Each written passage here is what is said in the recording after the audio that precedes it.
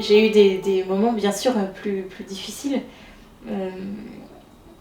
où certains soirs il fallait vraiment que je cherche avant de trouver quelqu'un pour m'aider.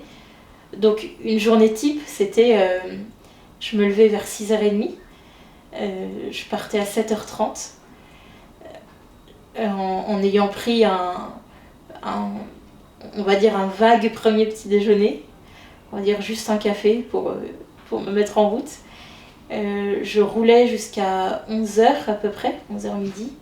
Mon fauteuil peut aller à 10 km/h, mais mon but n'était absolument pas d'aller vite, parce que mon but c'était vraiment de contempler, de m'émerveiller et de regarder ce monde qui m'entourait et qui était assez incroyable, aussi bien au niveau de la nature que des personnes, des pèlerins.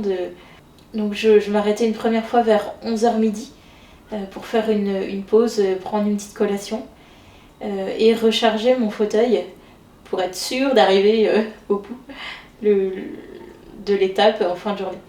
Donc je m'arrêtais 1 heure en général, je chargeais mon fauteuil, je m'arrêtais dans un café, donc je demandais à la personne qui me servait mon café de brancher mon fauteuil en lui expliquant qu'il était derrière, il ouvrait mon sac, il chargeait, etc. C'était beau de voir aussi bien les pèlerins, mais que les restaurateurs, les barman, tous ceux que j'ai approchés, qui volontiers me rendaient service. Et pendant que le fauteuil chargeait, je prenais un petit café et puis j'écrivais. J'ai écrit tous les jours pour vraiment... il y avait tellement de pépites que j'avais trop peur d'oublier, même les noms des personnes, les noms des lieux. Et donc j'écrivais tous les jours, au moins pendant 1 heure, pour tenir un journal de bord qui m'est bien précieux aujourd'hui. Et puis après, je repartais et j'arrivais en fin de journée vers 17h, alors que normalement les pèlerins arrivent vers 13-14h, parce qu'ils ne s'arrêtent pas trop et ils marchent. Et moi je prenais mon temps et j'arrivais vers 17h et pour déjeuner, dîner, et puis me mettre en quête, commencer à aller mendier l'aide des autres. J'ai vraiment fait l'expérience de la mendicité, c'est-à-dire d'être totalement pauvre et de demander, de quémander de l'aide, de l'amour dans l'aide.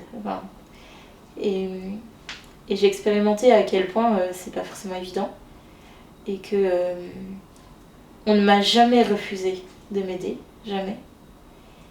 Mais pour certaines personnes, ça a été un peu plus difficile. Les rencontres ont été complètement centrales, puisque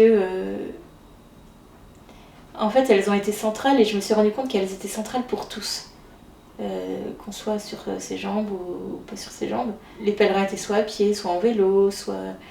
J'ai rencontré un monsieur qui avait une faiblesse dans les muscles des jambes et qui était dans un vélo et qui pédalait avec les bras. Et sa femme valide le suivait à côté en marchant. Donc oui, les rencontres sont essentielles et puis en fait, je me suis rendu compte évidemment que je ne pouvais pas me passer de l'aide des autres. Mais sur le chemin, tout le monde dit la même chose. Qu'en fait, on ne peut pas faire le chemin de Saint-Jacques tout seul.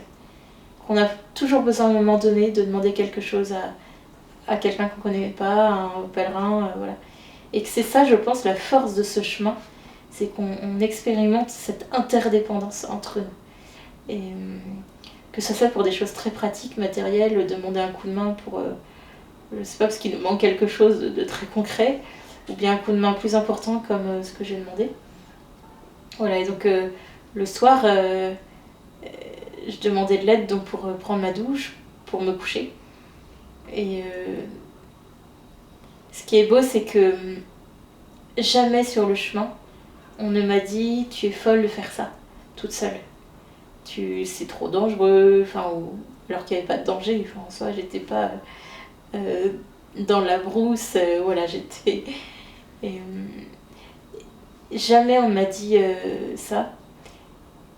Ce qu'on m'a dit à chaque fois, c'est merci pour la force que tu nous donnes. Et ça a été aussi un chemin pour moi d'accepter d'accueillir tous ces merci pour ta force. parce que finalement je roulais, je marchais pas, et les gens me remercient pour ma force. Et ce qui est beau, c'est que les gens m'ont exprimé finalement qu'ils avaient aussi besoin de moi pour avancer.